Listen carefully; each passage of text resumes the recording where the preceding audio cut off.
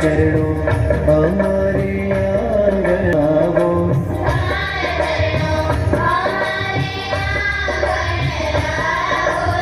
आओ आओ मोगेरा मेहमान आओ रे,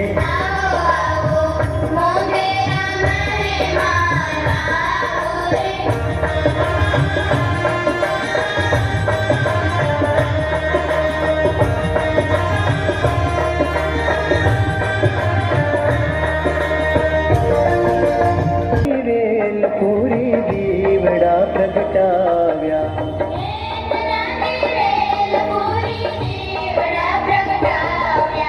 तेरी अनोखी प्रेमनी ज्योत जलाओ रे,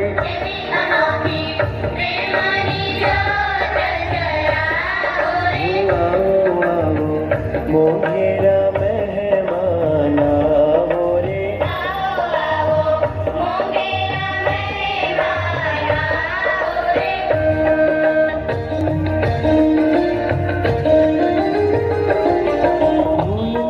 जो थाए तो छे हाथ जोड़ी विनती,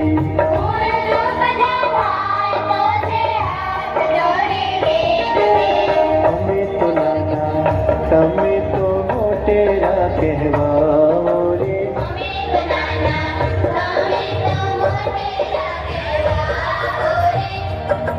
मोगेरा मेहमान आओ रे,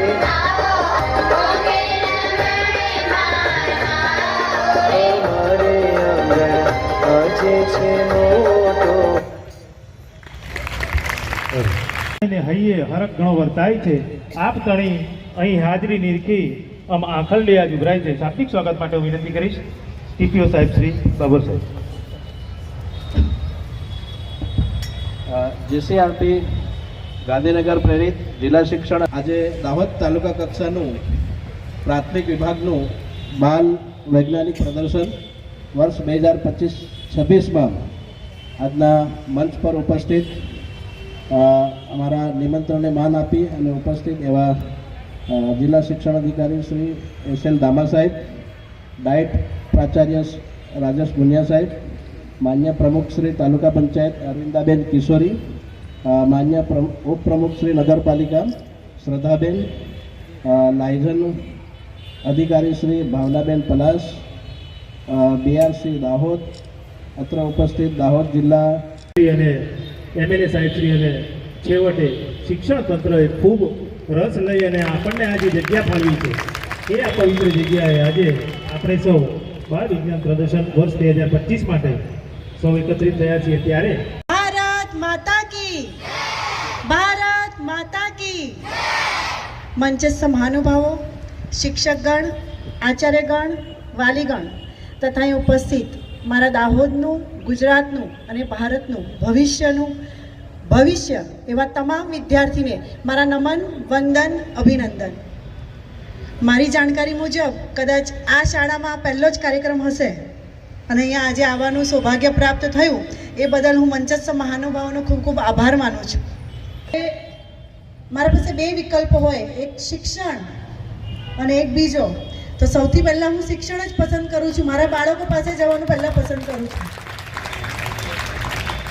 દરેક શાળામાં, દાહોદની એવી કોઈ શાળા નથી જ્યાં એનામાં લગભગ આ તાલુકા કુમાર શાળામાં આવવાનું બાકી છે એટલા છોકરાઓ ઊંચો કર્યો નથી પાછળવાળા, કારણ કે એમની શાળામાં હું જઈ આવી છું. શિક્ષણની જરૂરિયાત કેમ છે? પણ આ બધાની જગ્યા પર આપણે બેસવાનું છે. મેં તમને મારા વક્તવ્યમાં સૌથી પહેલાં શરૂઆત કરી મારા દાહોદનું ભવિષ્ય, કે મારું દાહોદ જ્યારે 2047ના વિકસિત ભારતમાં સ્વર્ણિમ અક્ષરોમાં નામ લખશે ને ત્યારે મારા દાહોદના વીરમાં હોવા જોઈએ. તો ક્યારે આવશે એ ટીમમાં? કે જ્યારે આપણે ભણીશું ત્યારે ને. આપણે બધા દેખી રહ્યા છીએ કે મોદી સાહેબ આજે એક યુવાઓને તૈયાર કરી રહ્યા છે ને યુવાઓ. અમને પણ એમની ટીમમાં લીધા છે યુવાઓ તરીકે. યુવાઓને સૌથી વધારે તક આપી રહ્યા છે. તો આપણે ભણીશું, ગણીશું, રોજ નિયમિત ગમે તે થાય, ગમે તે કામ હોય, એડજસ્ટ આપણે કરવાનું છે. હું હંમેશા જ્યાં જાઉં છું ત્યાં કહું છું, કોઈ દિવસ બહાના નહીં. બધાને ખબર છે સ્વચ્છ ભારત મિશન વિશે કોના દ્વારા ચલાવવામાં આવે છે? જોરથી બોલો, શરમાવ નહીં.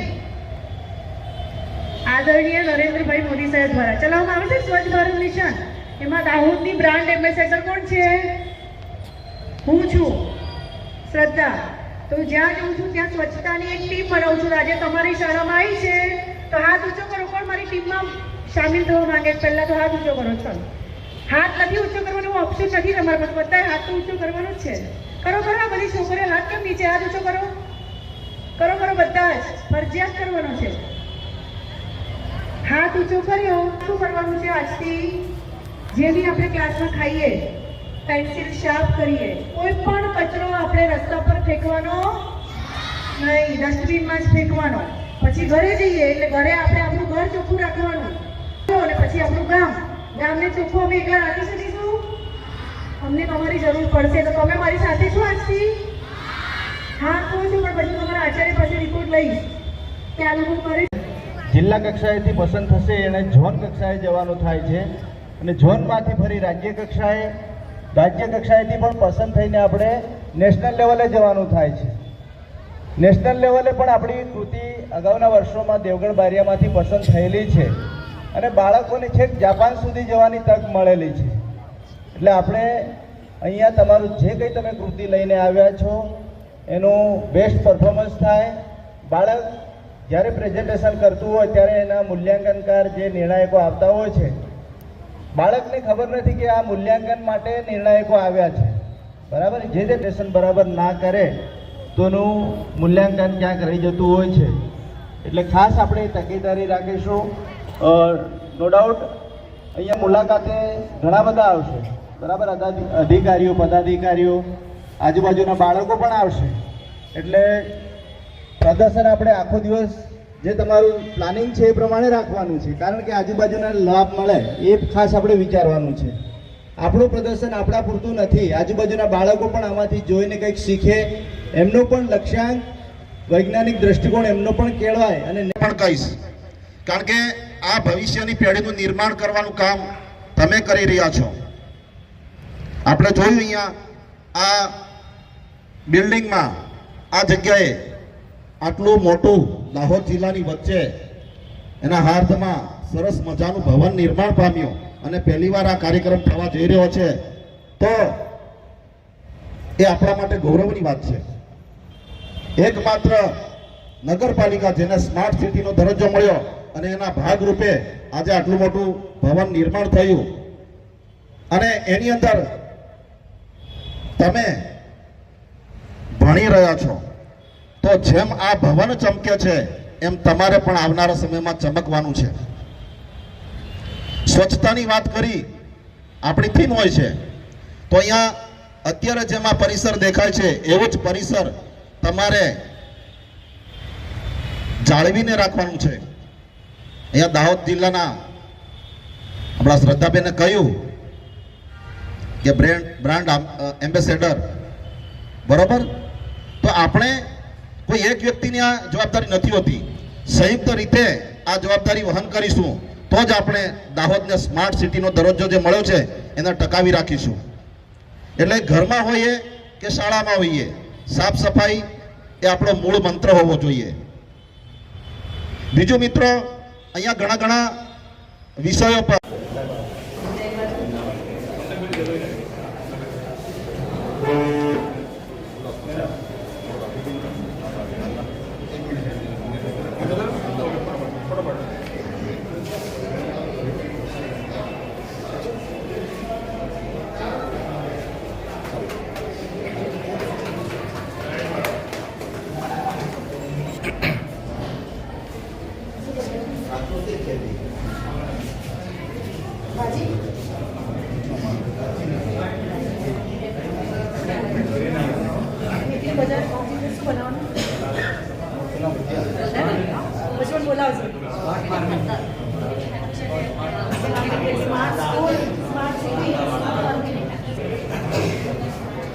બોલ બેટા, બોલ તૈયાર કર્યું છે? મારું નામ છે ધોરણ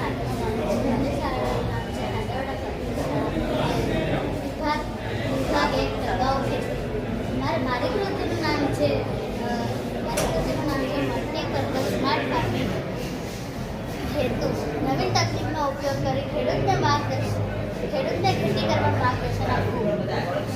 અમારું પ્રથમ મોડેલ સ્માર્ટ આધારિત છે. ઘણી વખત રકમ જાણ થાય તો કોઈ સામાજિક કામ હોય તો આપણે આથી છોડનો પૂરતો વિકાસ થયો નથી. આ સમસ્યાઓનું નિવારણ કરવા માટે અમે આ પ્રોગ્રામ બનાવ્યો છે. જેઓ માટીમાં રહેલ ભૂખનું માપન કરી પાકના જરૂરિયાત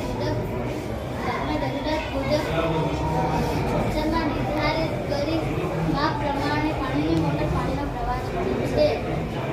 આ મોડલ બનાવવા માટે અમે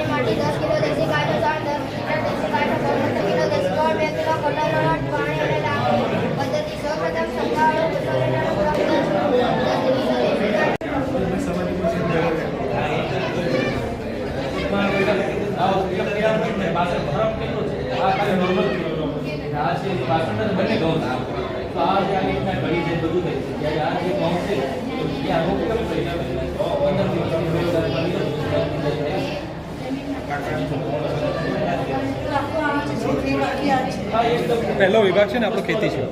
5 વિભાગ છે એમાં પહેલો વિભાગ ખેતી છે. આ જોયું છે આપણો સોનું અનાજકરણ છે અને આ ચોખ્ખું.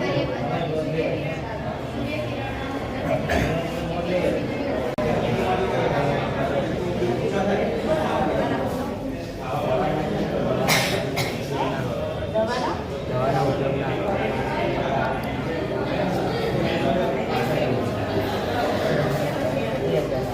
આ ખેતરોમાં દવાને નાખવી પડે. રાત્રે 1 પણ કામ